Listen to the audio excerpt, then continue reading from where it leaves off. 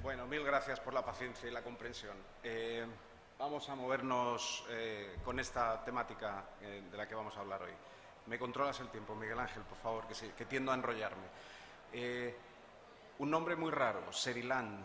Ese es el nombre que pusimos mi mujer y yo a una empresa que formamos hace ya un montón de años, cuando aterrizamos en Andalucía, ya por el 91, veníamos del norte y nos encontramos con que mi mujer, Mónica, tenía que trabajar como diseñadora y como controladora de los jardines de la Expo del 92.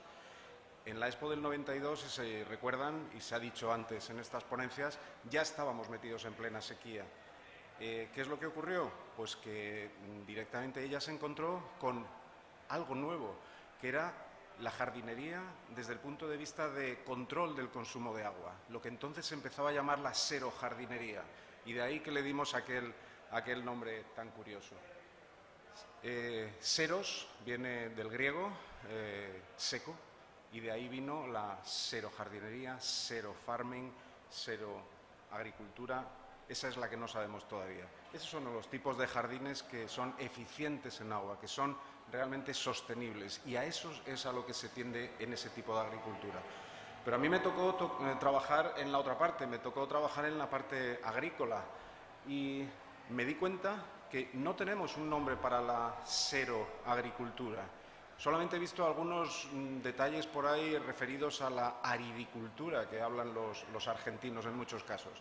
Pero si nos damos cuenta, desde un riego por goteo hasta un mulching, por supuesto la agricultura de secano, todo sería seroagricultura. Con lo cual se está haciendo, pero ni siquiera la tenemos denominada. Y creo que es lo que tenemos que enfocar en la agricultura de Andalucía, porque nos vamos a encontrar con este problema durante muchos años. Antes lo ha comentado el anterior ponente, yo utilizo unos datos que no son de Europa, sino que son del mundo, pero son un poquito más atrasados. Pero al final lo que nos encontramos es que estamos en ese punto rojo en este estudio del JRC, de que tenemos un riesgo muy importante de pasar sequía en los próximos años. Lo sabemos, no hace falta repetirlo. Y entonces lo que tenemos que hacer es simplemente adaptarnos. ¿Y cómo los técnicos nos adaptamos a esas condiciones que tenemos y que nos vienen? Bueno, pues me gustaría plantear esa seroagricultura en una serie de puntos, entre los cuales voy a empezar con la investigación genética, luego podemos hablar de las prácticas de cultivo y de los nuevos cultivos, y acabamos con las nuevas tecnologías de las que ya se ha hablado bastante en esta mañana.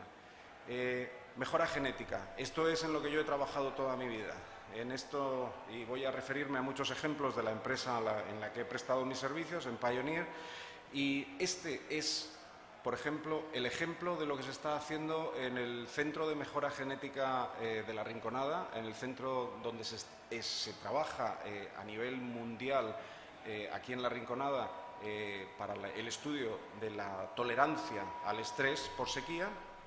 Y si se dan cuenta ustedes, bueno, pues en unas parcelas fabulosas con un altísimo potencial, lo que tenemos claro es que si tenemos algo bueno en Andalucía, y probablemente podríamos seleccionar algunas otras partes del mundo, como pueden ser California, Colorado o algunas otras zonas, lo que tenemos es realmente una seguridad al 100% de que cualquier ensayo no se nos va a estropear en verano por una precipitación que no nos vaya a venir a mano. Con lo cual, el control de esa cantidad de riego que vamos a aportar y la situación de someter a las plantas a estrés nos va a dar una posibilidad buenísima. Y de ahí que podemos coger absolutamente todo el catálogo del germoplasma que tengamos dentro de una compañía, como es en el caso de esta empresa, y centrarlo en 3 tipos distintos, por ejemplo, de tolerancia a sequía.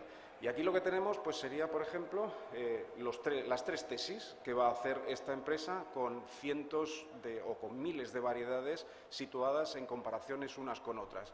Tendríamos el riego completo, por ejemplo, pero luego tendríamos, en el caso del maíz en concreto, que situarlo frente a 2 tipos diferentes de estrés. Uno en floración y otro en el llenado del grano. Para los que conozcáis un poco más la fisiología del cultivo del maíz, sabréis que son 2 puntos clave para que el maíz no pase ningún tipo de sed.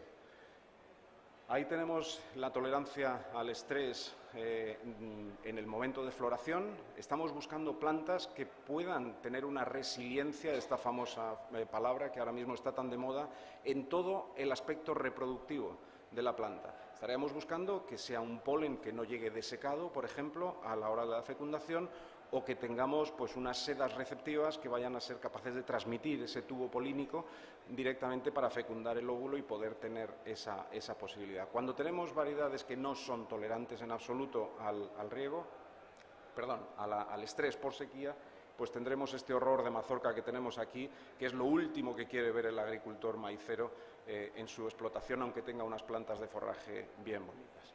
En la parte de tolerancia a estrés hídrico por el llenado del grano, bueno, pues tenemos otra cosa radicalmente distinta.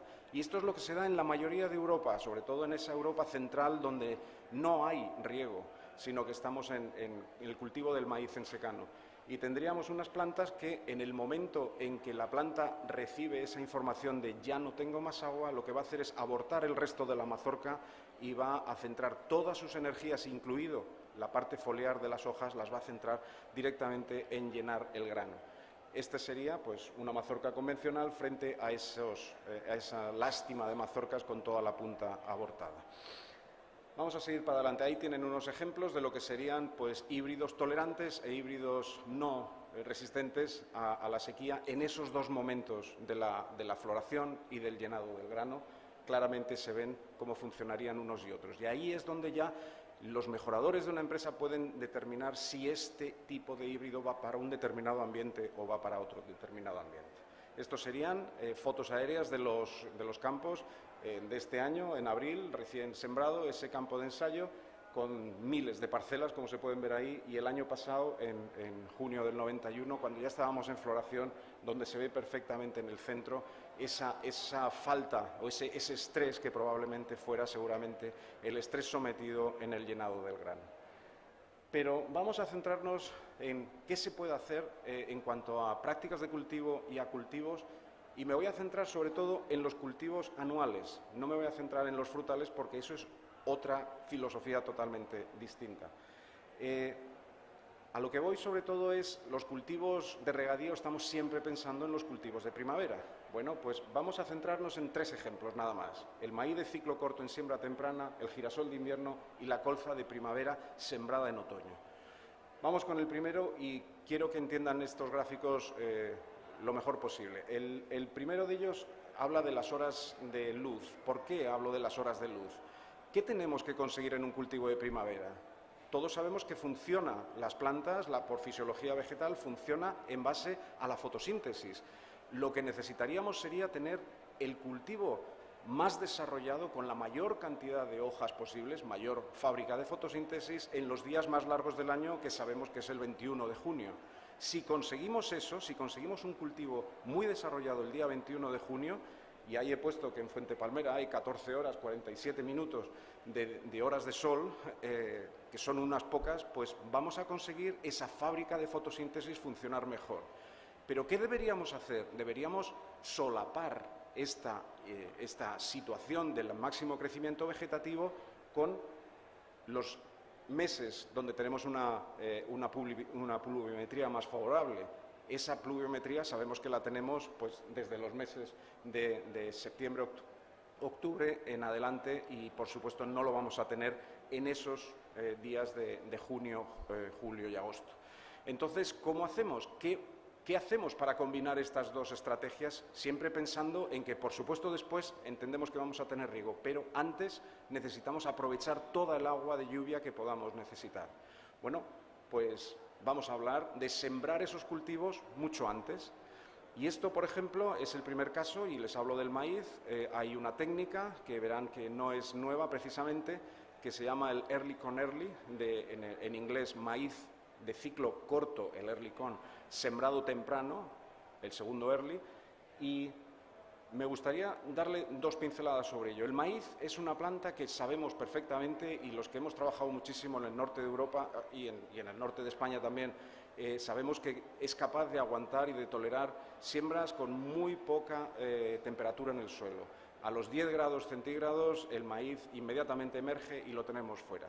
Curiosamente, pienso que todos estamos de acuerdo que en Andalucía conseguir 10 grados centígrados en el suelo es muy fácil. ¿Por qué nos vamos a sembrar en marzo? ¿Por qué hay gente que sigue sembrando en abril en Andalucía? ¿Por qué seguimos pensando en que en Andalucía los ciclos largos, los ciclos 700 y 800 como llamamos, son los que se pueden sembrar y los únicos que se pueden sembrar?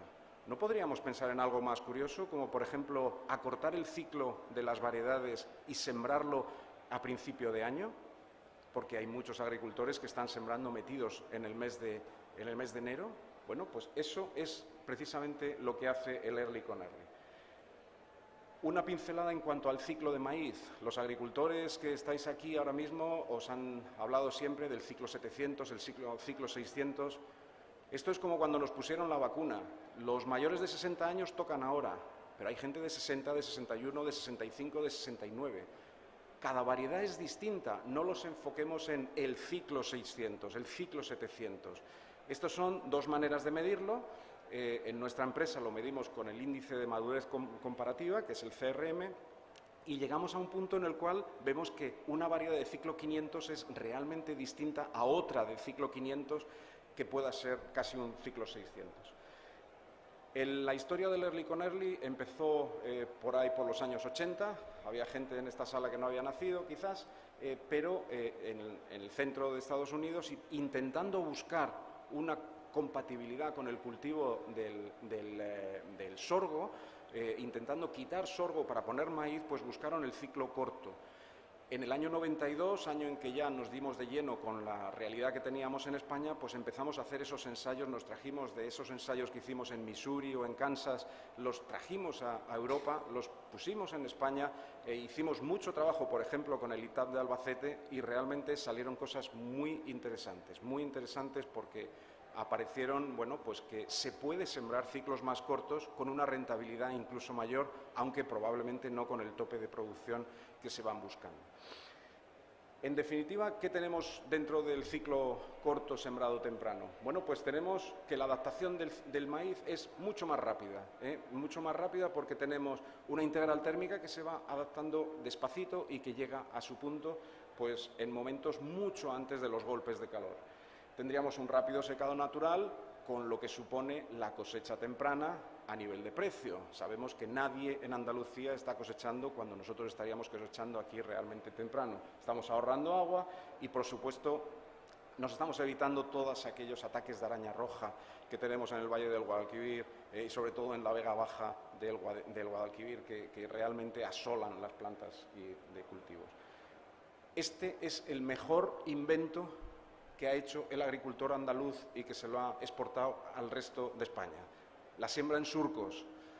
Preparar en el momento en que puedo, preparar la tierra en surcos y dejarlo llenándose y recargándose de agua durante todo el invierno es el mejor invento. Es que no puede haber algo mejor para sembrar cuando me dé la gana, cuando tenga capacidad de entrar con el tractor y pueda entrar en la parcela tirando ese surco y sembrando sobre la línea donde voy a tener siempre humedad. Esto es algo fabuloso a lo que quizás podíamos empezar a pensar si tuviéramos maquinaria suficiente, como ocurre en León, empezar a sembrar a 55 centímetros o a 50 en lugar de 75, de manera que separamos un poquito las plantas para tener la misma densidad y sombrear mucho más el terreno.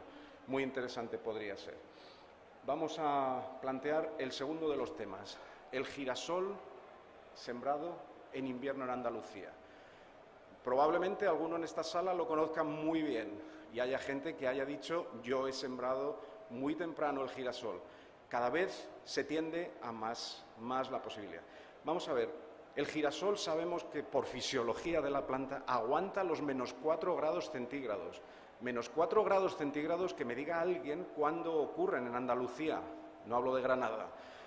No es lo habitual y si es un puntual aparece unos minutos a lo largo de un día, a lo largo de todo el año. El girasol aguanta mucho y ahora el agricultor antiguamente te decía yo no puedo sembrar muy pronto porque se me llena la parcela de malas hierbas, o incluso algunos más nuevos te dirían es que si me viene, cuando me están haciendo, me viene un golpe de agua, pues muy probablemente se me va a llenar de mildiu. Bueno, pues todo eso está solucionado. Los híbridos tolerantes a herbicidas están ahí y todo el mundo los conoce y los usa, tanto sulfonilureas como imidazolinonas.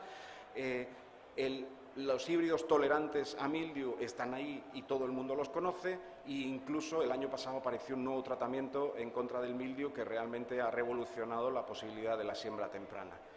En realidad, lo que vamos es, por supuesto, tenemos esa posibilidad de sembrar a 55, podemos hacer muchas cosas. Cuidado con la fauna silvestre, por Dios, no se queden solos con una parcela pequeñita, puesto que los conejos, los jabalíes y las aves todas van a ir a esa parcela, lógicamente, cuando van a nacer. Pero realmente esas floraciones muy tempranas se van a poder conseguir, y hay mucha gente de la provincia de Córdoba y de la provincia de Sevilla, tanto en secano como en regadío, que han visto esa posibilidad de cosechar tan pronto. Ahí, en el año 2017, no sé qué tal se ve, pero esa floración la teníamos a ese nivel el día 4 de mayo, y por eso me pusieron el periódico ahí, como cuando se buscaba a los terroristas, ¿no? Vamos a seguir. Bueno, ni que decir tiene. Lo crítico y fundamental es que estamos situando nuestro cultivo prácticamente en regadío durante toda la primavera, si es que nos viene una primavera lluviosa. Con lo cual conseguimos, bueno, pues un golpe muy importante de productividad sí o sí. Quizás el mayor problema, y se lo digo aquí en Petit Comité, está en las empresas de semillas. ¿Somos capaces, las empresas de semillas, de tener semilla disponible para el agricultor para sembrar en diciembre? Creo que sí, sobre todo cuando haya más demanda. Colza de primavera en siembra otoñal, otro tema muy importante en Andalucía. Y me dirán, vale, pero vas y me pones ahí una foto preciosa de una remolacha. Efectivamente, la pongo. ¿Por qué? Porque ya lo hemos hecho con la remolacha. La remolacha es un cultivo de primavera en toda Europa, pero llegamos en Andalucía, cogimos esa remolacha y la sembramos en otoño. Y tenemos la remolacha en regadío durante todo el invierno y estamos cosechando antes que nadie, entrando en lo que se hace pues en toda la comarca, por ejemplo, de Jerez. La colza se hace exactamente lo mismo, pero vamos a utilizar híbridos de colza de primavera, los que se usan en los países más septentrionales, en Canadá, en Escandinavia, en Rusia, en Dinamarca. Ahí es donde se siembra esa colza y la vamos a adaptar a un nuevo ciclo. Quiero explicar claramente que tenemos una coyuntura muy especial para que Andalucía se ponga a la cabeza de la producción de colza, sí o sí, ya. Necesitamos aceite, ahora vamos a ver, necesitamos diésel. Todas estas novedades hacen que el cultivo de la colza tenga que resurgir y olvidarnos ya de las dramáticas consecuencias que pasaron en los años 80 con el cultivo de la colza. Tenemos una ventana de siembra, como van a ver, enorme. ¿Y qué pasa si nos llueve y se nos llenan los embalses en este invierno? ¿Qué pasa si resulta que con nuestro cultivo tenemos esa posibilidad de cosechar en mayo? Pues que podríamos incluso hasta meter un maíz de segunda cosecha detrás de la colza. O sea, son realmente ideas que podrían ayudarnos muy mucho a lo que sería el cultivo de la colza. Ahí tienen bueno, pues los diferentes cultivos de ciclos de la colza. Tendríamos, por ejemplo, las colzas de invierno, que son las dos de arriba. Si se dan cuenta, en Europa se está sembrando justo después de cosechar, pero aquí no, porque no tenemos humedad, en la zona norte, en el Valle del Duero o en Navarra. Voy muy mal de tiempo, perdóname, Miguel Ángel.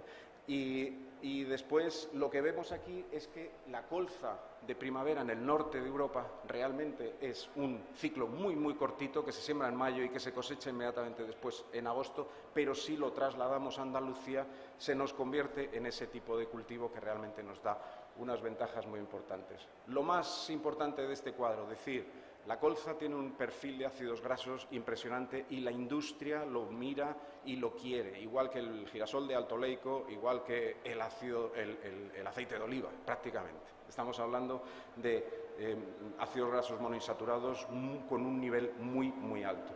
Pero, aparte del biodiesel, que es otra de las posibilidades que tenemos, es que nos viene la industria vegana, la industria de la proteína vegetal para nuevos alimentos.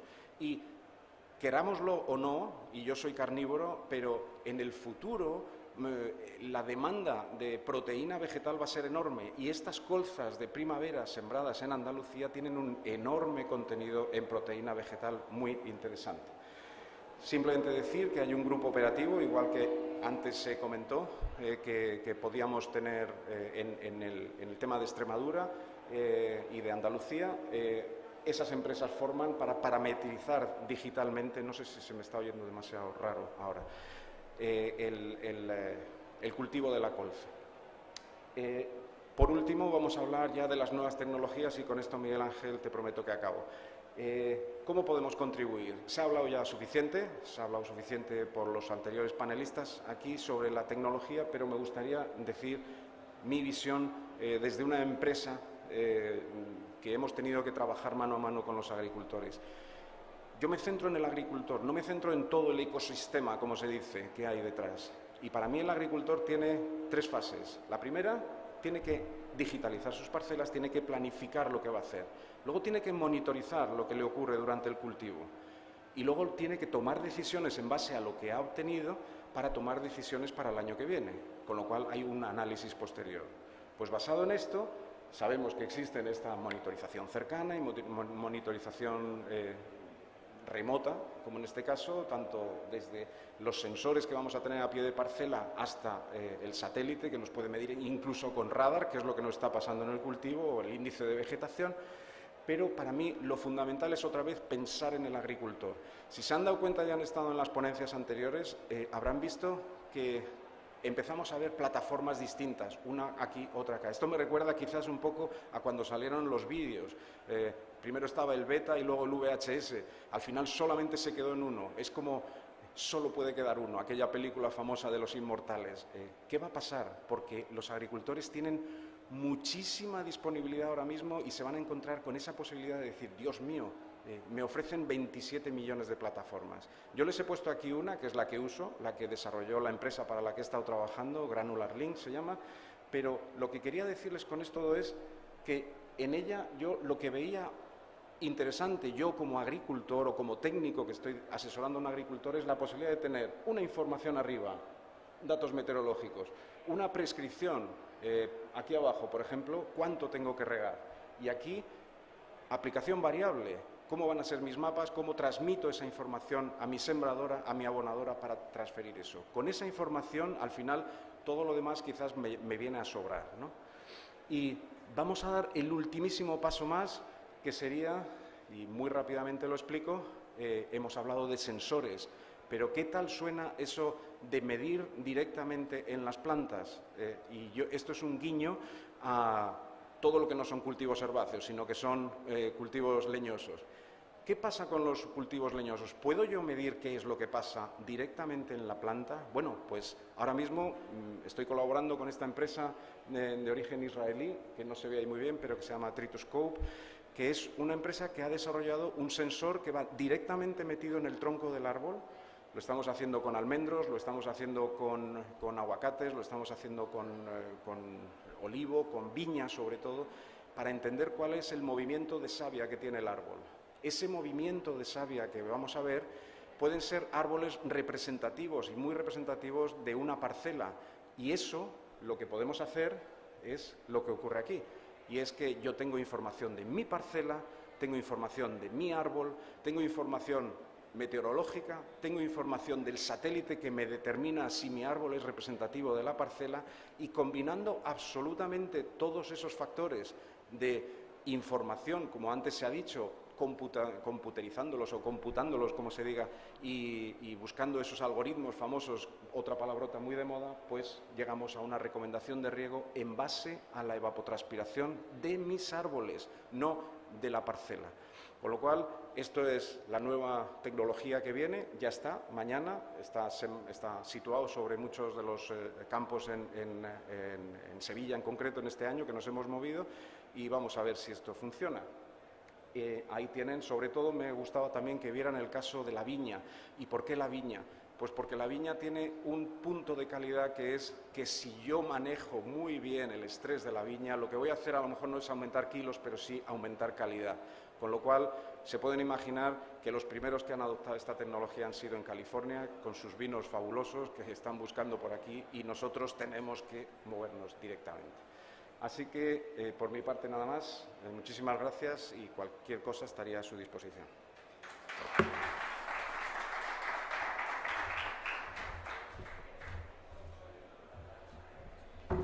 Muy bien, muchas gracias, Alberto. Vamos a continuar con la mesa de expertos que sigue a esta intervención.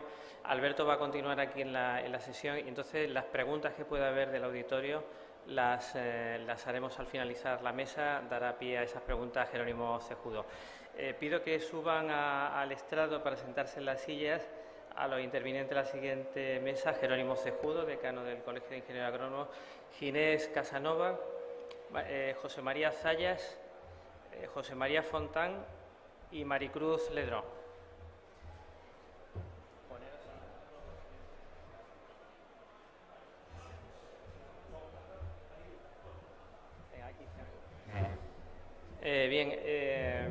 Tenemos una mesa, yo creo que de lujo, con una visión bastante amplia y distintas experiencias complementarias de las nuevas prácticas agronómicas o el desarrollo de prácticas agronómicas necesarias para este momento de déficit hídrico.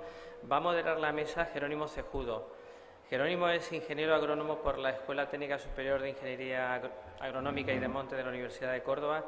Es decano del Colegio Oficial de Ingenieros Agrónomos de Andalucía, vicepresidente de la Asociación Nacional de Ingenieros Agrónomos, secretario de la Asociación Superior de la Ingeniería de Andalucía, es consultor, proyectista, buen amigo, y siempre está dispuesto a ayudar en ese tipo de eventos. Así que, Jerónimo, tú das paso a...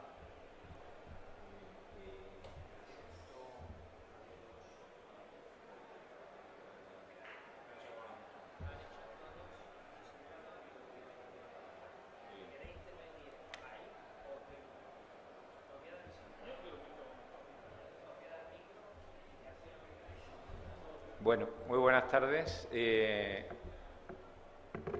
primer lugar, quiero darle las gracias a Expofare y a Miguel Ángel Molinero por haber contado con nosotros para moderar esta mesa.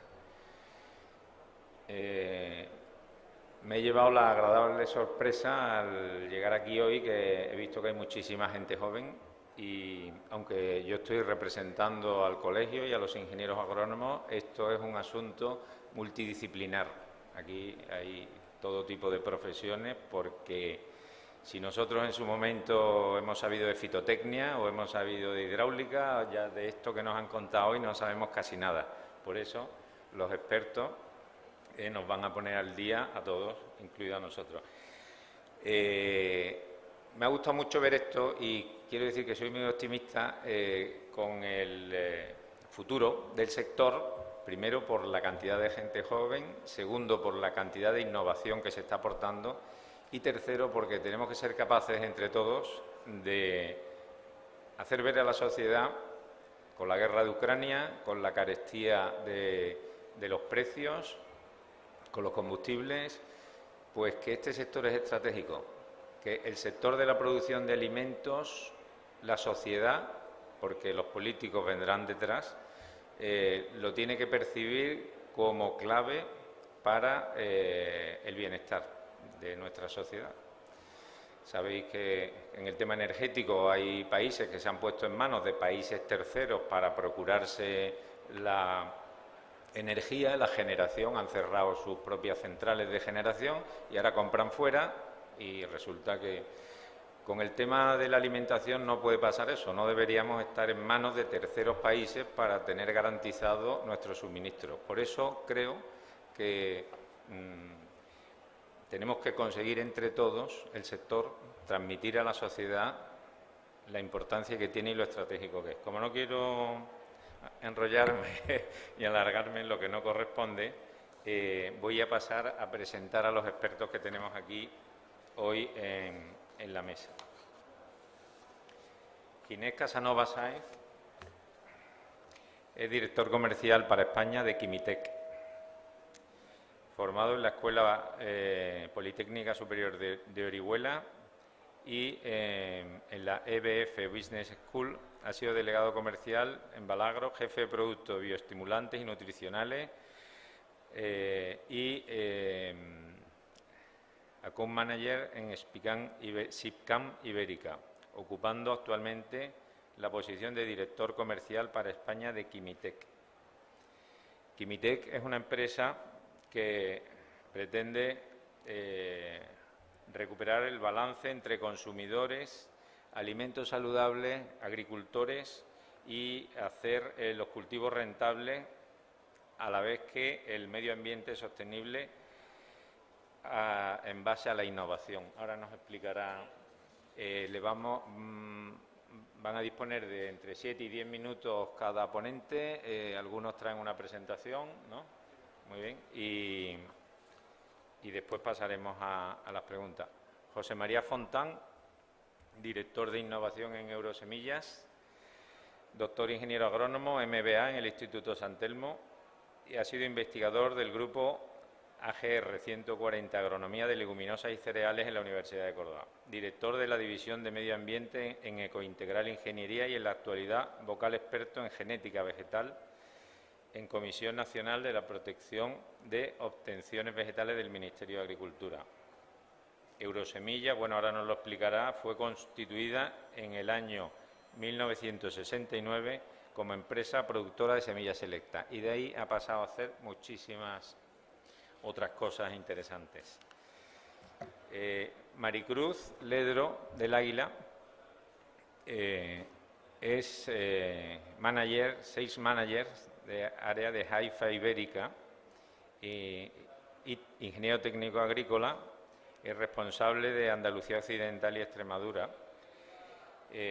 Haifa es una empresa israelí fundada en 1966 que distribuye en más de 100 países dedicada a fertilizantes especiales. Y José María Zaya Fernández es, pues no lo tengo aquí, sí lo tengo, perdón, responsable de Sunarán, que está en el grupo Única, ¿no? Es ingeniero técnico agrícola y responsable del Departamento Técnico y de Calidad de Sunarán. Es una empresa cooperativa dedicada a la comercialización de cítricos y también ahora nos explicará el trabajo que están desarrollando. Empezamos.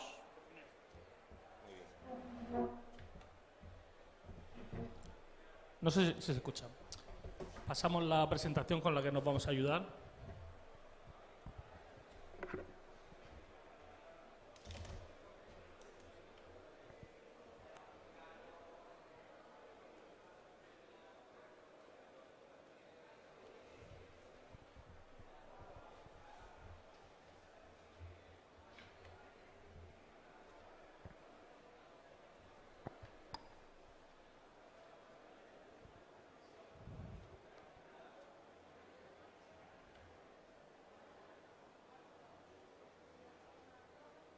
¿Llega? Sí, PowerPoint me vale, PowerPoint.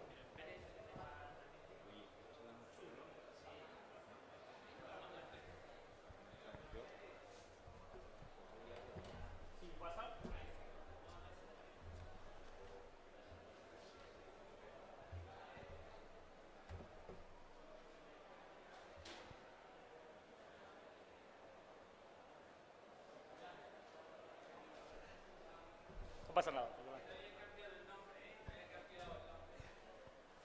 Me vais a permitir, antes de detallar las soluciones que aporta Químitec para los nuevos regadíos, para el cultivo que tiene, o sea, para la ayuda que vamos a dar para el cultivo, para adaptarse a los nuevos regadíos, os vamos a decir cómo lo hacemos. Químitec es una empresa muy joven, nació en el 2007, una empresa tiene 15 años, en esos 15 años hemos recorrido un gran camino, estamos presentes en 100 países, somos más de 300 empleados, actualmente creo que seremos 330, tenemos más de 500 productos registrados, 200 de los cuales son para agricultura ecológica.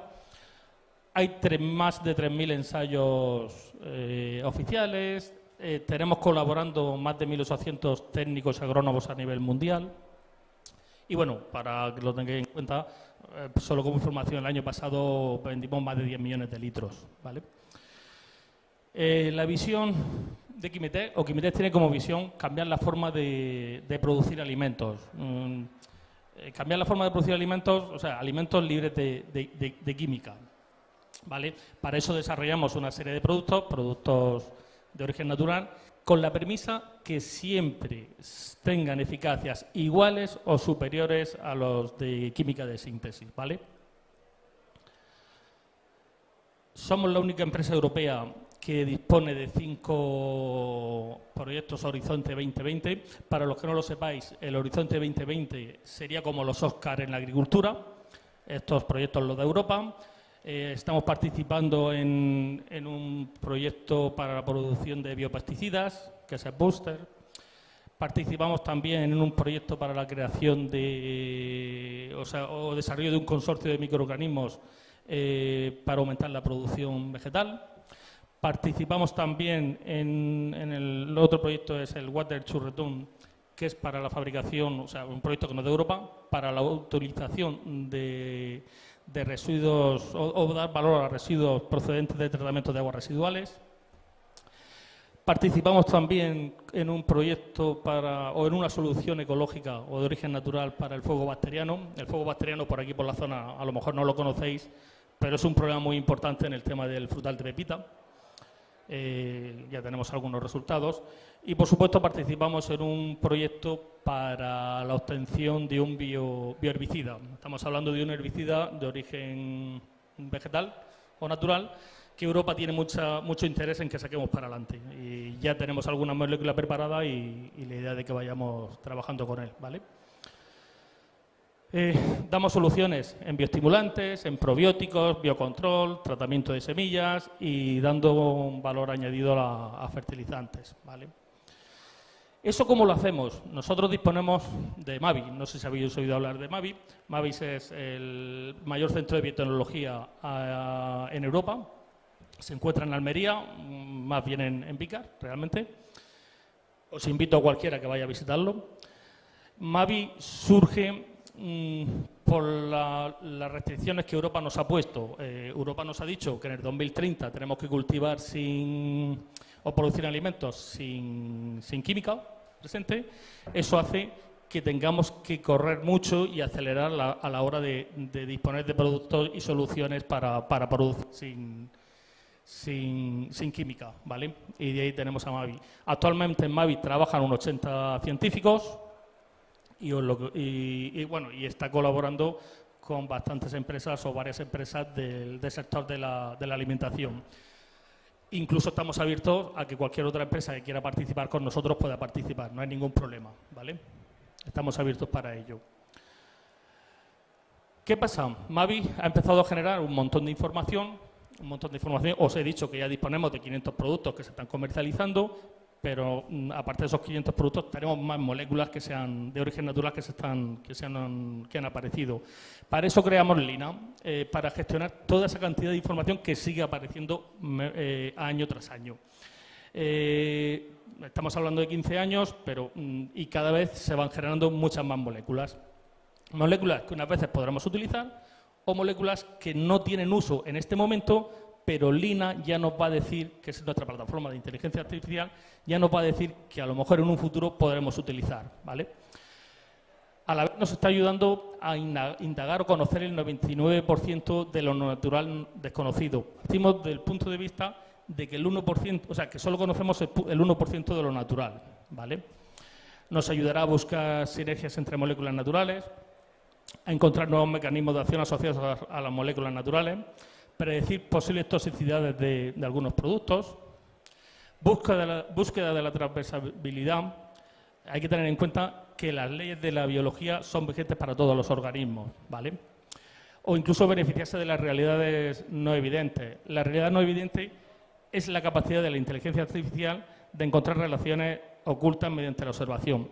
O sea, cualquier molécula que interacción entre varias moléculas que nosotros no sabremos si serán eficaces para una plaga o para un hongo o para cualquier hongo o enfermedad, Lina tendrá la capacidad de decirnos esta mezcla con esta sí que va a tener capacidad para defender a la planta. El objetivo nuestro es que para el 2030 Lina haya analizado entre 3 y 5 millones de compuestos naturales que hemos pasado por ahí, ¿vale? Bien, después de deciros muy brevemente qué es lo que estamos haciendo ya en Almería, os voy a detallar las tres soluciones que apuesta en estos momentos Quimité para la adaptación de los cultivos a los nuevos regadíos. En principio, la aportación nuestra sería la aplicación de productos que faciliten o que mejoren las condiciones penetrantes e hidratantes del agua. Estamos hablando de productos que facilite o aumente a ver si lo explicamos bien, que aumente la capacidad hidratante del agua, que aumente el movimiento lateral del agua y, por supuesto, evite la lisiviación o disminuya la lisiviación. En nuestro caso tenemos el Fish and Release, pero bueno, existen más en el mercado. Otra aportación importante que tenemos que hacer para adaptar el cultivo a los nuevos regadíos es la aplicación de rizobacterias promotoras del crecimiento de las plantas. Esas rizobacterias tienen la capacidad de favorecer el crecimiento de las plantas y a la vez segregar sustancias o moléculas que ayuden a la planta frente a las situaciones de estrés. Estamos hablando de situaciones de estrés como sequía, salinidad o estrés osmótico, ¿vale?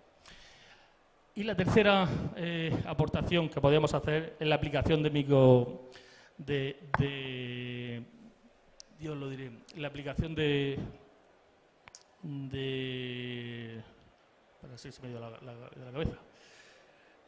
micorrizas, perdóname, la aplicación de micorrizas a la planta.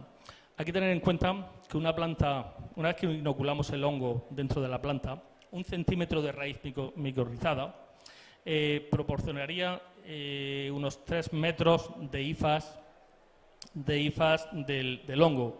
¿Eso qué nos va a ayudar? Nos va a ayudar a que la planta micorrizada pueda llegar o pueda explorar nuevas fases del bulbo húmedo donde no llegaría de forma si no estuviera micorrizada, ¿vale? De esa manera podrá tomar más cantidad de agua o nutrientes sin ningún problema.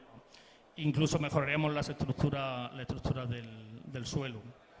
Con esto termino. Lo dicho, aportamos 3 soluciones: productos para facilitar el aporte de agua al suelo, que eviten la lisiviación, aportamos también rizobacterias y aportamos también micorrizas. Esas serían nuestras 3 soluciones para los nuevos regadíos. Y con esto termino mi intervención. ¿Vale?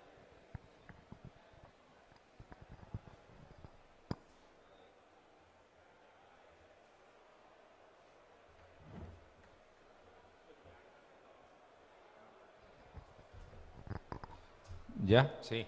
Nada, pues muchas gracias, Ginés. ¿Y te parece?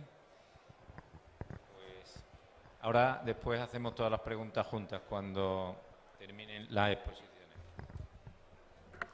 Maricruz. Hola, buenos días. Bueno, el tema principal aquí es la disminución de los recursos hídricos. Como ya hemos hablado, es un problema muy importante y cada vez mayor, porque la productividad de los cultivos depende principalmente del riego, del agua que aportemos. Ayer concretamente hubo también en la Galería de ABC un foro en Sevilla en la que se habló de este problema, y las principales aportaciones o soluciones se relacionan siempre con transformación de aguas residuales, microorganismos que maximizan el uso del agua o el aprovechamiento máximo del agua disponible utilizando los sistemas de riego, como bien nos ha introducido Alberto con la ceroagricultura. Agrícolamente, aparte de eso, se abre un abanico mayor que además está en continuo crecimiento. Así que las propuestas de Haifa en relación a este tema abarcan desde los CRF, que son fertilizantes de liberación controlada, bioestimulantes y herramientas digitales, como también has aportado antes en este tema. Los CRF son fertilizantes de liberación controlada, como he dicho antes. La tecnología se apoya en un encapsulado de un polímero biodegradable. Las ventajas, pues todas las necesidades nutricionales están cubiertas con una sola aplicación presiembra. hay una máxima eficiencia de absorción de nutrientes porque además se van liberando poco a poco, la degradación es mínima y la aplicación, en este caso lo que más nos interesa es que la aplicación y la absorción es independiente del riego. Una vez que se aplica, después de un contacto con la humedad del terreno, empieza a liberarse todos los nutrientes que están encapsulados y depende exclusivamente de la temperatura. Esto hace que cuando la temperatura va aumentando, las necesidades del cultivo también se van incrementando, son cada vez mayores y hay un acompañamiento de esta nutrición que aportamos con las necesidades de la planta en cada momento. Además, se minimizan las pérdidas, lo que permite reducir la dosis de aplicación también y hay un ahorro de mano de obra. Nosotros aportamos, en este caso de los fertilizantes de liberación controlada, 4 formulaciones diferentes que depende del cultivo en el que lo vayamos a utilizar. Van desde una liberación de 2 a 16 meses y el recubrimiento de los componentes pues puede ir desde el 100% hasta solo una parte parcial o solo el nitrógeno recubierto. Después, en otro de nuestras aportaciones, los bioestimulantes. Bien sabemos que en general los bioestimulantes lo que van a hacer es estimular procesos naturales que van a favorecer la captación y la absorción de los nutrientes que aportamos. Por lo tanto, los bioestimulantes es un complemento a la fertilización que utilizamos en las plantas. Van a potenciar la calidad de los cultivos y en el tema que nos interesa, debido a todos los procesos en los que entran en la planta, van a permitir la reducción del consumo de agua. Si una planta está en situación óptima, todo lo que hay alrededor, tanto de nutrientes como en la parte hídrica, pues lo favorecemos. En relación a estos bioestimulantes, destaco algas, aminoácidos, ácidos húmicos, glicina, betaína, pero sobre todo ahora el silicio. ¿Por qué? Pues porque el silicio va a permitir que se acumule bajo la cutícula, la barrera mecánica es mayor y se ha demostrado que va a permitir una reducción de la aportación de agua o podemos reducir la aportación de agua hasta en un 30%. Tenemos especies, en las plantas que son acumuladoras y no acumuladoras. Por tanto, vamos a jugar con esto a la hora de aportar el silicio, que lo podemos encontrar naturalmente en el suelo en una forma que es poco asimilable o en forma asimilable, como está en determinados productos, en forma soluble en el ortosilícico. De esta forma vamos a conseguir, como estaba diciendo, una pared más fuerte y una mayor resistencia al estrés tanto hídrico como salino. Vamos a conseguir un mayor control hídrico y en este momento en el que las aportaciones de agua están disminuyendo, pues los beneficios para la planta son indudables. Por último, otra de las aportaciones que hacemos en Haifa está al lado de las herramientas digitales. Como ha hablado Alberto también, toda la investigación o gran parte de la investigación se dirige ahora en ese sentido. Nosotros tenemos herramientas online y tenemos apps móvil para el móvil. Dentro de la herramienta online destacamos una, Nutrinet, que es un servicio en línea para agricultores y para técnicos, cuyo objetivo es optimizar los programas de fertilización. Utilizando esta plataforma podemos apoyar con datos concretos en cada cultivo y ayudar a, como estaba diciendo, a optimizar la fertilización. En relación con las apps móviles, pues destacamos sobre todo Folimatch y CropTune. CropTune es nuestra app estrella y a través de ella fotografiando el cultivo, conseguimos determinar el estado nutricional y instantáneamente detecta las deficiencias a través de esa fotografía y proporciona recomendaciones para la fertilización en cada momento del cultivo. La otra de la que he hablado, Folimatch, es un programa de nutrición foliar en el que vamos a asesorar de las condiciones idóneas para aplicar, para hacer las pulverizaciones, y además podemos calcular la cantidad de fertilizante en ese momento, también por las condiciones meteorológicas y el estado del terreno. Pues si están interesados en más información, después podemos seguir hablando. Gracias.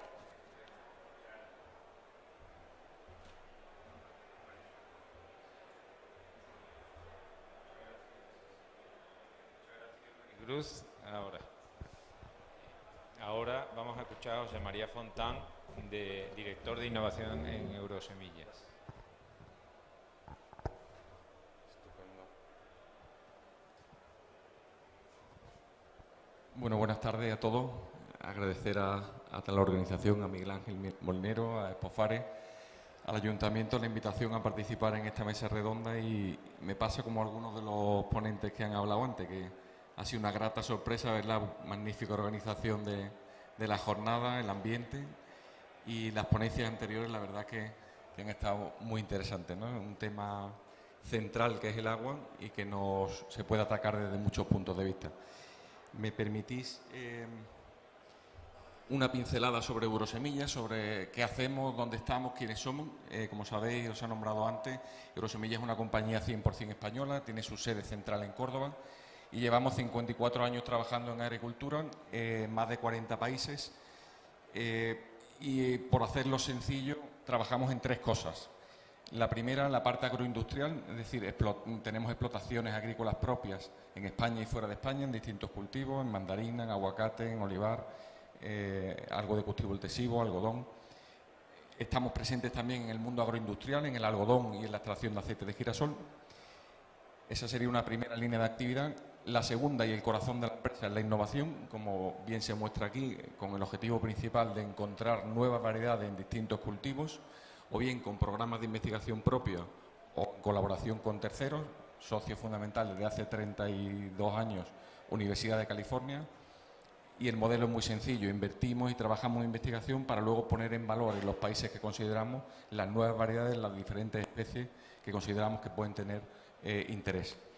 Y por último, una parte de servicios, de marketing, de venta, promoción y de control y certificación, muy centrado en uno de los productos, en la mandarina tango, que luego veremos.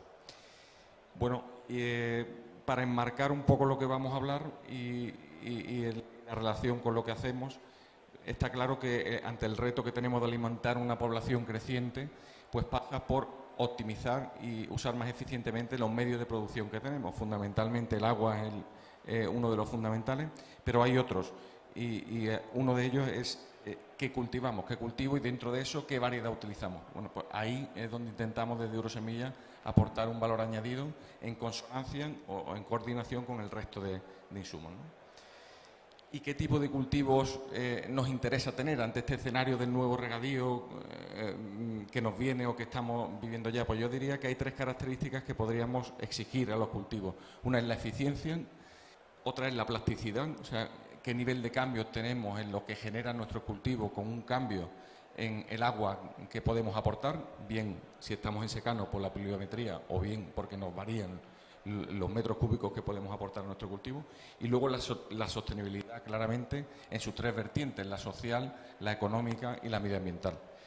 Y claramente podemos citar dos indicadores que nos dan luz sobre si estamos en esta línea o no, que son los kilos que generamos de la productividad por metro cúbico empleado de agua en los regadíos o en lo que tenemos disponible en la pluviometría, y en términos económicos en los euros que nos generan cada metro cúbico que empleamos. Entonces, en base a esto, voy a citar tres alternativas, tres productos en los que estamos trabajando hoy activamente. El primero de ellos, pues, es el mundo de los cítricos, de la mano de la Universidad de California. Es un programa de investigación que lleva 100 años vivo y que la principal variedad que ha surgido de este programa de investigación, de este esfuerzo, es una variedad de mandarina tardía que se llama Tango o Tangol, registrada aquí en España. Es una variedad tardía, muy productiva, sin pepitas, y para no tener semillas, que es el principal valor, pues no es necesario alejar o eliminar a las abejas como se ha intentado hacer tradicionalmente, ¿no? Es un producto, como hablamos, que cumplía con esos dos, o que viene cumpliendo con esos dos índices que vemos, porque tiene una alta rentabilidad productiva y económica, y sobre todo tiene un mercado que se va haciendo cada vez más. Esto es un córner de un supermercado en Sudáfrica, en Chopra y Checker, y ya está presente además de en Sudáfrica en otros supermercados como Carrefour o Fico en Italia, en Auchan en Portugal, y año a año se va creciendo porque va teniendo buena penetración, ¿no?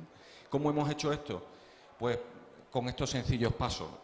Primero, licenciando la variedad tanto en hemisferio sur como en hemisferio norte. Es decir, todo agricultor que ha plantado tango tiene una licencia de Eurosemillas, y luego se hace un control y certificación de toda la fruta desde el campo hasta el consumidor final, que viene garantizado por esta etiqueta y que viene avalado por un análisis de marcadores moleculares, una prueba de paternidad de ADN que nos verifica que al 100% esa mandarina que está en ese paquete es de esa variedad y no de otra. Y luego hay un esfuerzo, evidentemente, en promoción, venta y, sobre todo, cierre de acuerdos comerciales con grandes cadenas de supermercados que ven un valor añadido en tener un producto homogéneo, de calidad, que viaja bien y que les produce lo que ellos buscan, un alto margen por rotación en sus lineales de supermercado. Esto encontramos que es la única manera de que, teniendo un valor añadido alto al final de la cadena, en el consumidor final, es cuando tenemos más probabilidades de que en origen al campo, al agricultor, tenga un mayor retorno. Y esto es lo que tenemos que cuidar y por lo que andamos peleando. Y cada año pues vamos trabajando en ello. El programa de cítricos pues sigue dando sus frutos. En breve, probablemente el año que viene, lanzaremos otra variedad un poquito más tardía que Tango, que viene a complementar todo esto. También Low Seed. La tenemos ya desde hace unos años en Sevilla, concretamente en Carbona, muy cerquita de aquí. Ya hemos hecho algunas experiencias, sobre todo de aspectos muy importantes, si quiere dotarse de un ámbito internacional a esta mandarina, que es la capacidad de viaje, la capacidad de almacenamiento, y hemos ya hecho alguna aproximación en la campaña pasada, en la que hemos visto que la fruta aguanta muy bien en cámara y que en una zona temprana como es Carmona, la fruta efectivamente es un poquito más tardía que Tango, y puede ser una excelente alternativa complementaria.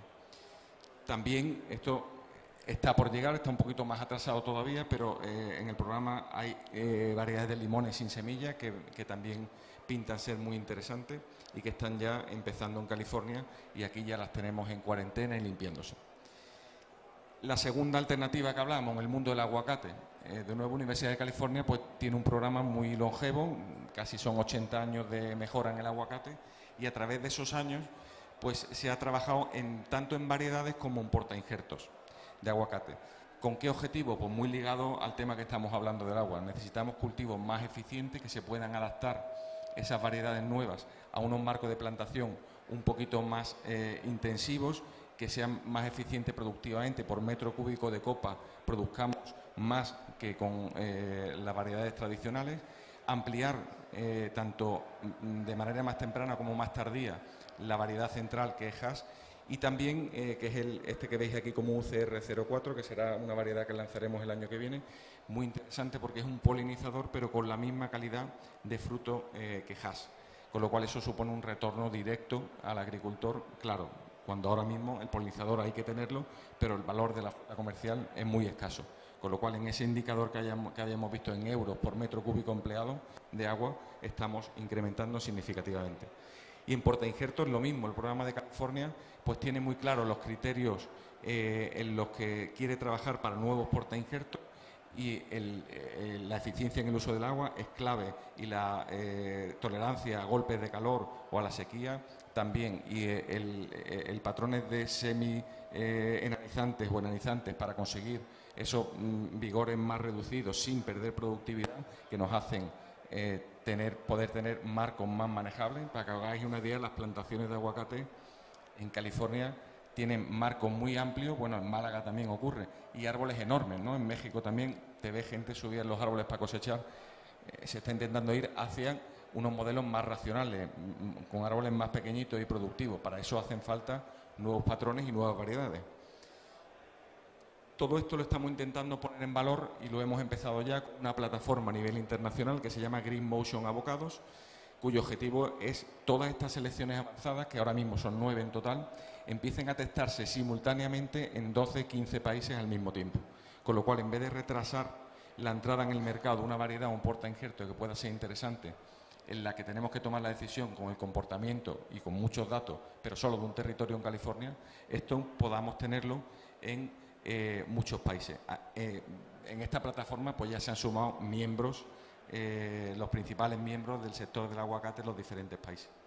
Y por último, la última alternativa que queríamos presentar, una planta xerófita, una especie de xerófita, el pistacho, muy adaptada a condiciones de sequía, como veremos, y una alternativa que está siendo real en España y aquí en Andalucía en muchos de los puntos.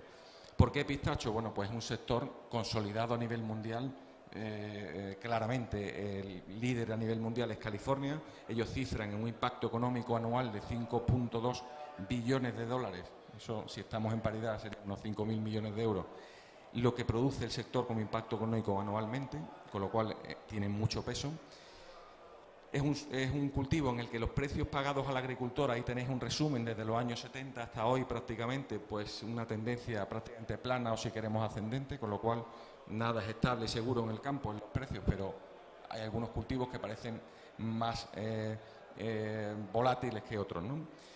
Y en España, pues de esto se ha tomado buena nota y en los últimos años se ha incrementado significativamente la superficie de pistacho. Estábamos hace nada en 5.000 hectáreas y hoy estamos en 60.000. ¿Qué es lo que ocurre? Que a nivel de mercado y presencia en el mercado somos muy poca cosa, porque esas 60.000 hectáreas, el 70% está en secano. Y el 30% que llamamos regadío, como casi todo está en La Mancha, son regadíos de máximo 1.500 metros cúbicos hectárea. Ahora sí es un cultivo rentable y que está avanzando muy bien en España y que nos queda mucha superficie por plantar para poder abastecernos. Para haceros una idea, fijaos la balanza comercial en Europa. La barra azul es lo que importamos en Europa anualmente de este fruto y en rojo lo que producimos.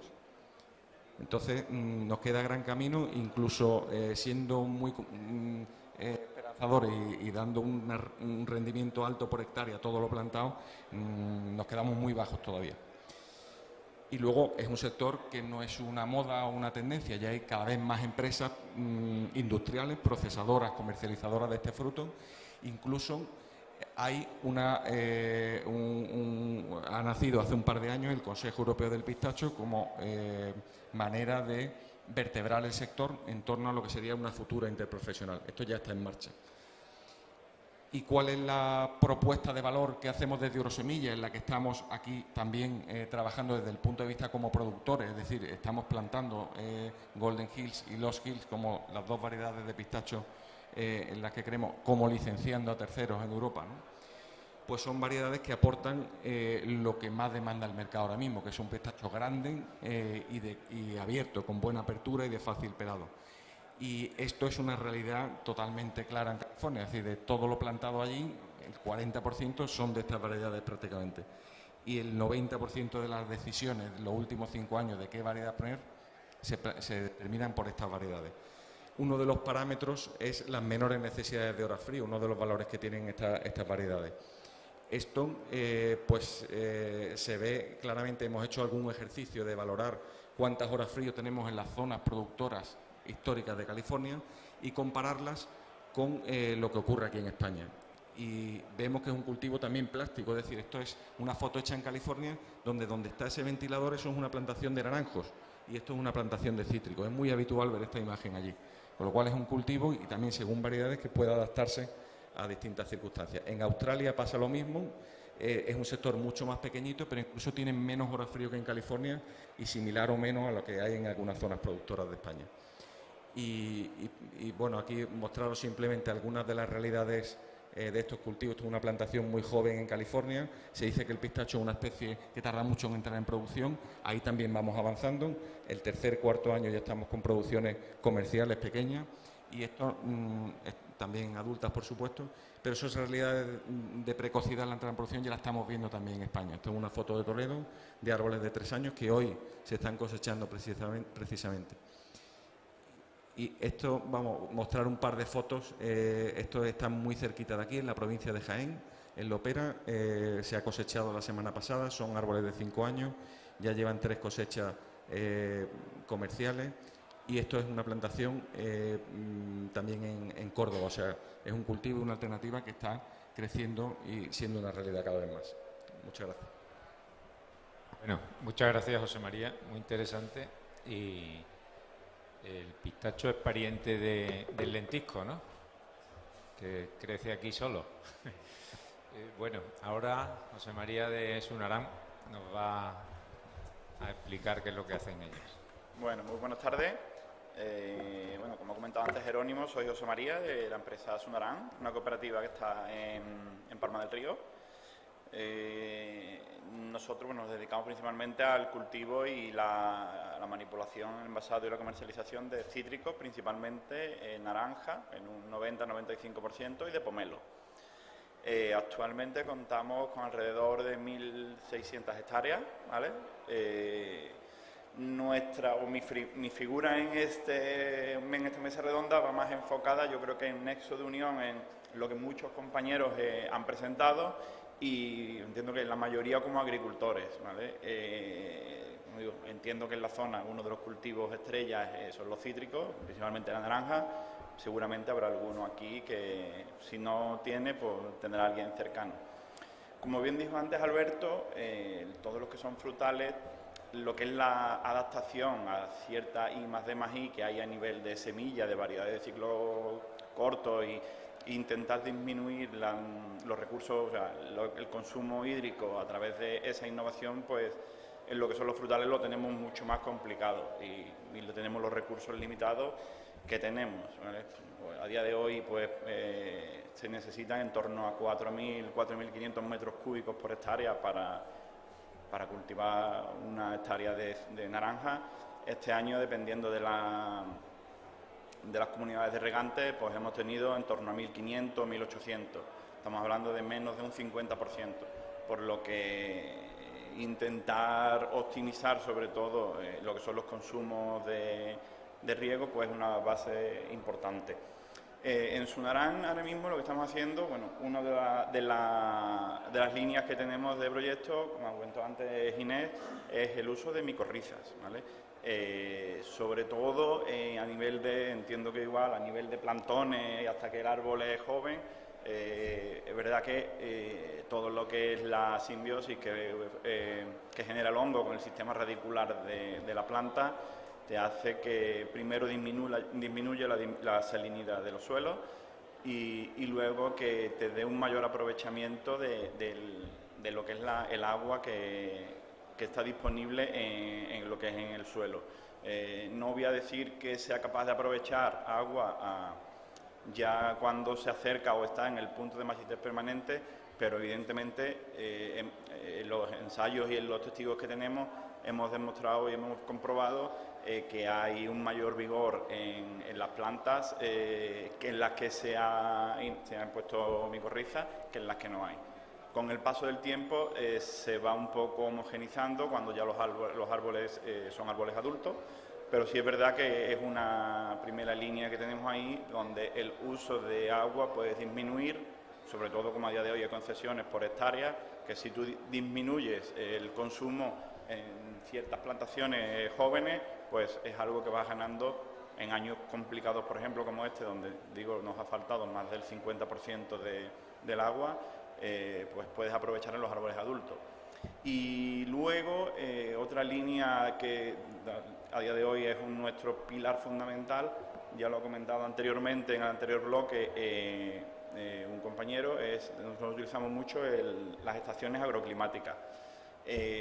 Como mi postura aquí es un poco entre el nexo de unión en lo que realmente se propone a día de hoy en la digitalización y la innovación y la llevado a la práctica, son cosas que funcionan. Vienen muchas veces los agricultores, nos suele pasar, porque desde hoy en Sunarán tenemos más de 100 socios, y es verdad que hay ciertas cosas que te las dicen, pero hasta que no las ves, cuesta a la gente creérsela.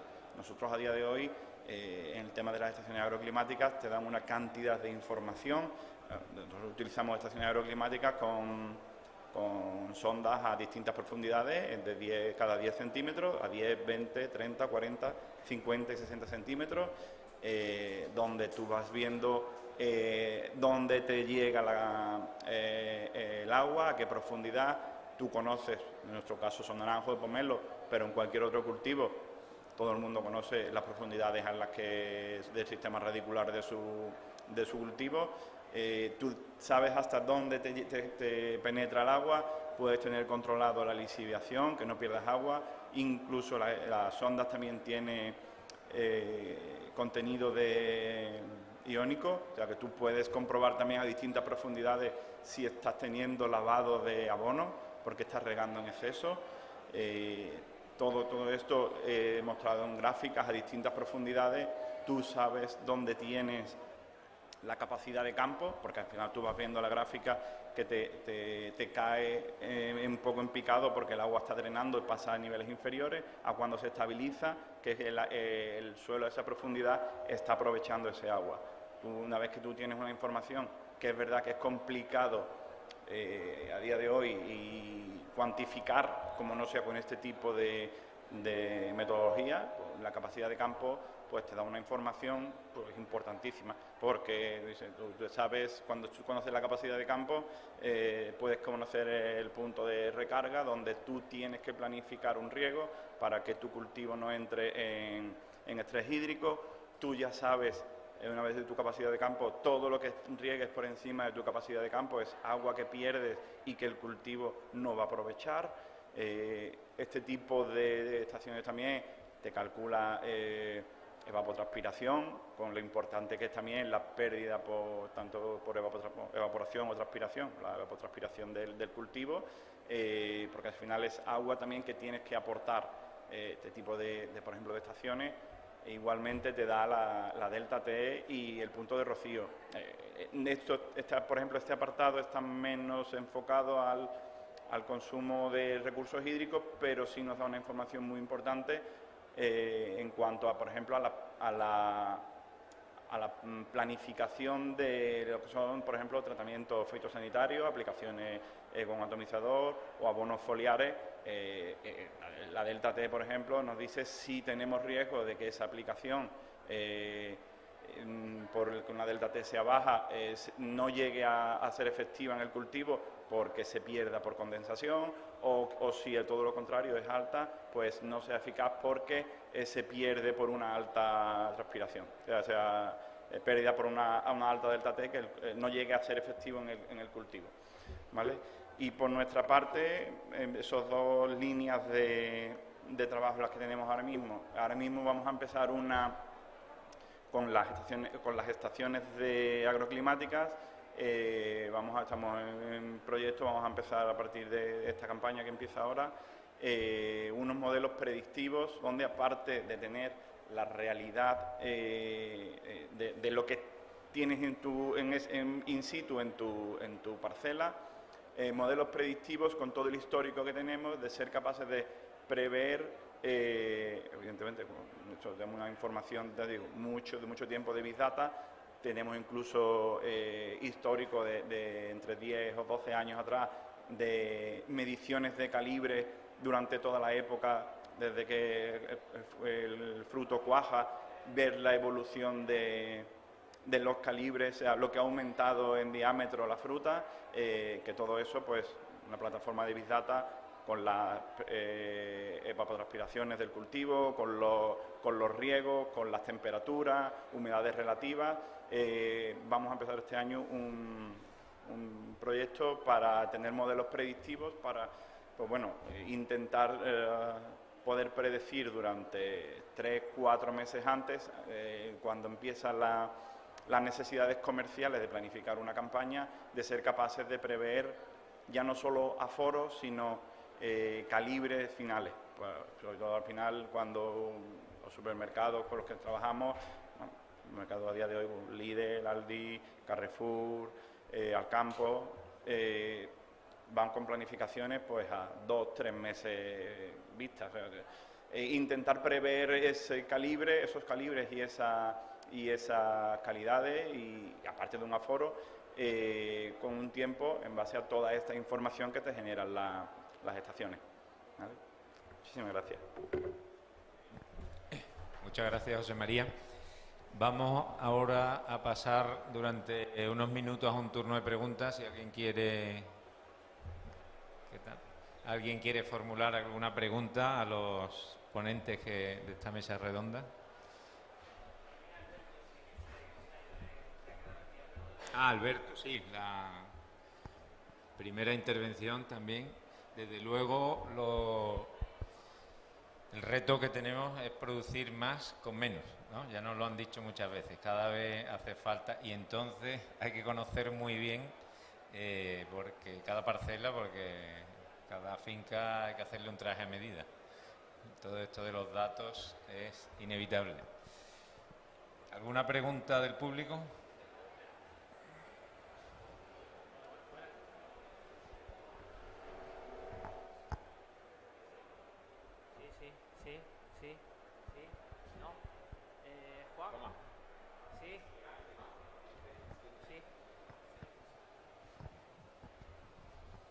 Yo quería hacer una pregunta en relación a cómo impacta la nueva política europea, sobre todo de restricción en el uso de insumos y de sostenibilidad ambiental, cómo impacta en vuestros respectivos negocios. Positiva, negativamente, qué cosas tenéis que tener en cuenta a la hora de ofrecer soluciones a los agricultores coherentes con las políticas europeas.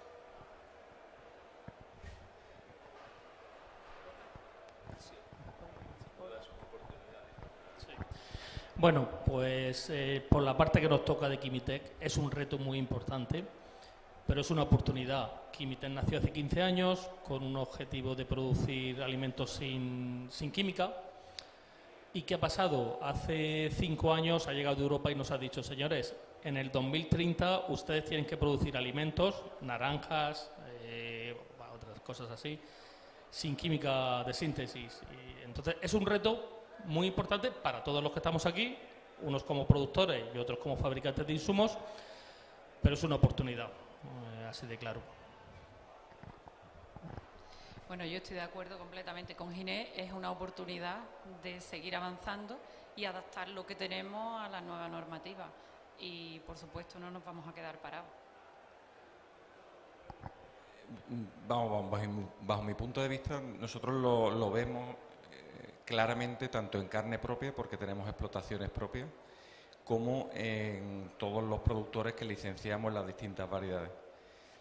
Es verdad que es una exigencia cada vez más acuciante, trabajamos mucho con cadenas de supermercados y que está ahí patente, pero también vemos, como decía Ginés, una oportunidad en la mejora vegetal, no solo en variedades dentro de un cultivo, sino ampliar el abanico a otros cultivos, y nos damos cuenta a día de hoy que hay grandes diferencias en cuanto a los insumos y tratamientos fitosanitarios fundamentalmente que requieren unos cultivos frente a otros.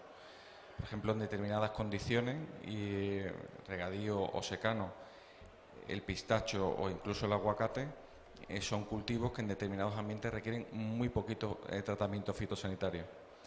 Lógicamente podrá ir a más conforme aumente la densidad de estas plantaciones en muchas de las áreas, pero ahí la mejora vegetal tiene un papel importante. Luego también hay nuevas herramientas, sobre todo en el mundo de la genómica, que se están aplicando ya. Alberto lo comentaba también, que también aumenta la protección contra nuestros cultivos de manera natural, bien favoreciendo mecanismos naturales o bien por otras selecciones, otras variedades que son más resistentes a determinadas plagas que a veces son muy determinantes porque quitan de en medio la posibilidad de cultivar esa variedad o no la quitan, ¿no? Bueno, por la parte nuestra como productor y comercializador, pues aparte de ellos ven una oportunidad por su tipo de negocio, para nosotros, pues la verdad que nos supone una piedra más en el camino. De hecho, es verdad que durante mucho tiempo, durante estos últimos años, y hasta que llegue 2030, nos van a ir como adaptando poco a poco. A día de hoy, cada día, cada mes, casi cada día quitan un producto del mercado, cada día quitan una materia activa, cada día en el campo nos están dejando menos posibilidades. Al final, lo que comenta Ginés, lo que comenta, casi que nos vamos a tener que ir a una agricultura o ir a una agricultura ecológica. Es verdad que, a nivel de, como hablaba antes, del veganismo, será lo que se implantará, serán muchos problemas porque habrá problemas de calidad. Es verdad que nosotros, por ejemplo, igualmente ya hemos empezado desde hace un par de años con agentes de control biológico, que hay agricultores que eran reacios o nadie se lo termina de creer. Nosotros tenemos en nuestro cultivo, si hay alguno por aquí, a día de hoy el cotonet se está poniendo, creo que el mayor problema en el cultivo del naranjo, si no lo es ya, le va a faltar muy poco. Y a día de hoy nosotros, por ejemplo, ya vamos enfocando en esa adaptación a lo que hay, intentando disminuir materias activas, y igualmente, como dije antes, funciona. O sea, ahí hay cierta gente de control biológico. Nosotros estamos utilizando tanto el Anahiru, que es un parásito del cotonés, como el Cristolaemus, que es un depredador, con muy buenos resultados, ¿vale? Igualmente, a nivel de las cadenas de distribución, cada año nos limitan el número de materias activas presentes en la fruta, lo que estamos hasta que lleguemos a 2030 va a ser un proceso de adaptación en el que el propio mercado nos va a ir haciendo que nos adaptemos hasta que llegue el día que sea totalmente y literal residuo cero. Sí.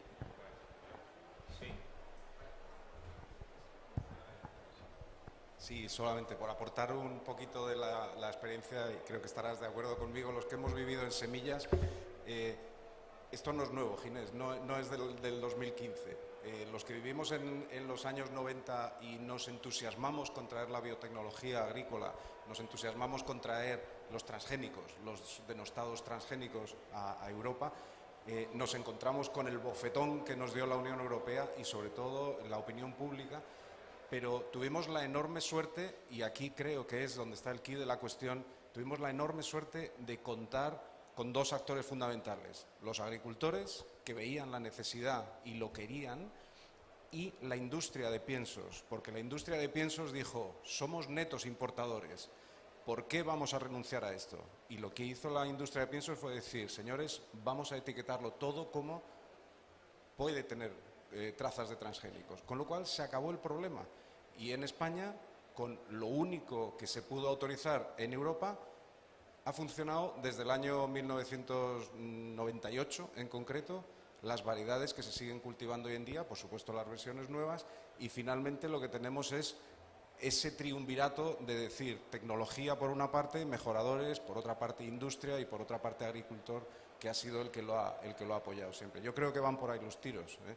Y esto, hoy en día, encontrándonos con lo que viene en Ucrania, pues pienso que ahora mismo debería darse chocazos con la cabeza la Unión Europea de no tener ese potencial que tenemos. Bueno, como dices tú, viene el CRISPR, vienen otras tecnologías y realmente funcionará. Sí, yo, aunque soy moderador, sí, pues también voy a opinar, ¿eh? Porque es que el tema es un peliagudo y estoy de acuerdo que es una oportunidad todo esto, pero sin duda el Pacto Verde ha sido un apriete de tuercas que ahora se ha visto que no es buen momento. Se proponía abandono de tierras de cultivo, ahora puede haber carencia de materias primas, y lo que no cabe duda que hay que tener la conciencia muy tranquila que en Europa se es mucho más respetuoso con la calidad de los productos, con el medio ambiente y con el uso de los recursos que en el resto del mundo, porque da la impresión, y yo no sé si esto es una cuestión, y me gustaría saber vuestra opinión también al respecto, si es un asunto que surge de la sociedad o son exigencias de la Eurocámara o de los políticos o de no se sabe. Si de verdad, siendo los más exigentes en este sentido en todo el mundo, todavía tenemos que darnos una vuelta más, porque la verdad que es una complicación. No sé. Sí. ¿Me permite? Pedro, claro. Gracias, decano. Estoy totalmente de acuerdo contigo y más con el interviniente que ha hecho antes de las semillas sobre lo que nos viene de Europa. Él ha dicho un bofetón. Yo creo que es más que un bofetón. Y le doy las gracias a los organizadores por tener a José María Fontán Sayas, porque ha puesto el dedo en la llaga. Las empresas no tienen más remedio que acoplarse de alguna manera a lo que viene y buscan soluciones, evidentemente. Pero, bueno, ya tenemos la experiencia de un país asiático que ha hecho, quitando no los fitos, en este caso creo que son los fertilizantes. El batacazo ha sido monumental. No sé si en Malasia o en un pequeño país asiático, ¿no? Ahí está. Está más que dicho por los propios americanos y por algunos que han estudiado esto, del batacazo en la producción que se va a pegar a Europa con esta línea. Y hay que buscar soluciones, evidentemente, y hay que ahondar en hacer cada día más los productos más compatibles con el medio ambiente y más saludables, sin duda. Pero esto que nos viene es no un bofetón, es una guanta que no sé por dónde nos va a salir. Al 2030 no hay que reducir los niveles, creo, un 30% o algo. ¿No? En fin, no es que vaya a desaparecer, pero evidentemente Europa va por mal camino, eso es evidente. Que hay que avanzar en la sostenibilidad, por supuesto, pero que no podemos producir los agricultores, y estoy hablando en calidad de agricultor y de asesor agronómico de varias explotaciones, ni podemos dejar de tener fertilizantes, ni podemos tener fitosanitarios, y depende de condiciones, depende de cultivo y depende de nichos, pues se podrá hacer cosas. Pero aquí, que esta zona es citrícola, que tenemos unas medias de precipitaciones, medias históricas de 500 a 600, con primaveras que vienen, o el cultivo del almendro, que está tan en boga, tenemos que tratar. Y no nos estáis dando alternativas, no hay alternativas a muchas plagas y enfermedades. Luego, yo creo que hay que, no sé, efectivamente, decano, de dónde ha salido esta historia, porque va a haber que dar una vuelta de tuerca.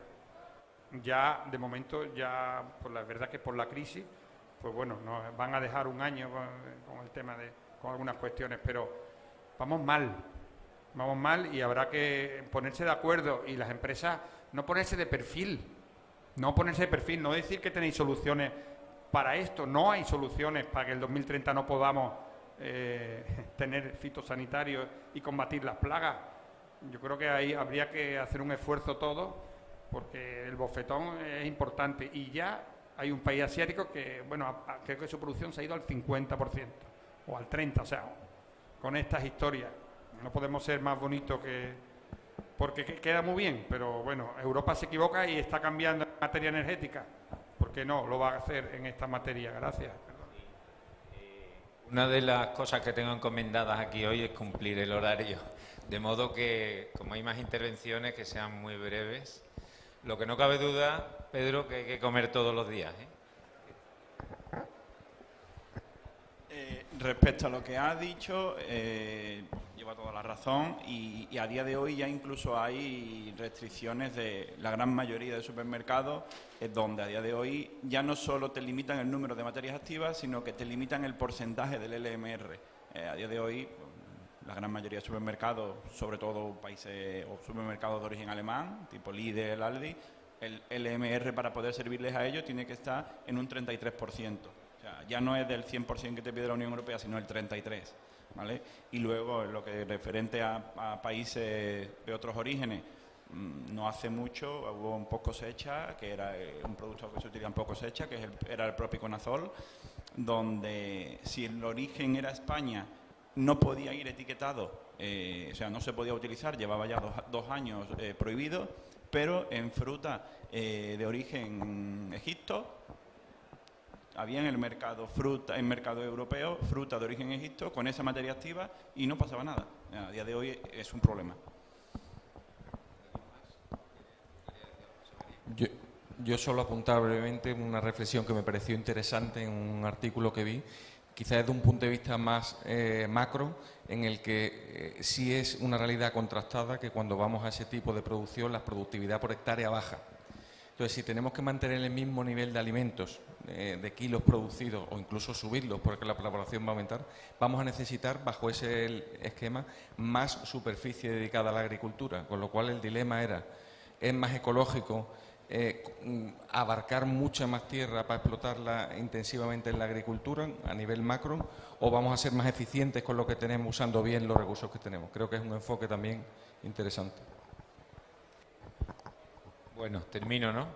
Sí, porque pues quiero daros las gracias, de luego ha sido muy interesante lo que hemos oído aquí, se quedan en el tintero muchas cosas, en mi opinión, porque el asunto tiene mucha enjundia y, por ejemplo, lo que hacéis vosotros abre puertas, ¿no?, a una nueva agricultura. Y quiero terminar con un mensaje optimista, porque el otro día tuve oportunidad de estar en la toma de posesión de los altos cargos de la Consejería de Agricultura y allí comentaron que esta, por encargo del presidente de la Junta, va a ser la legislatura del agua. Se va a potenciar el uso del agua, que desde luego es la clave para producir más con menos recursos, y todo tipo de origen de agua, regeneradas, desaladas, de regulación, en fin, que si cumplen con lo que han dicho, pues la Administración va a estar muy favorable al sector del regadío. Nada más y muchas gracias a todos y especialmente a Miguel Ángel Molinero.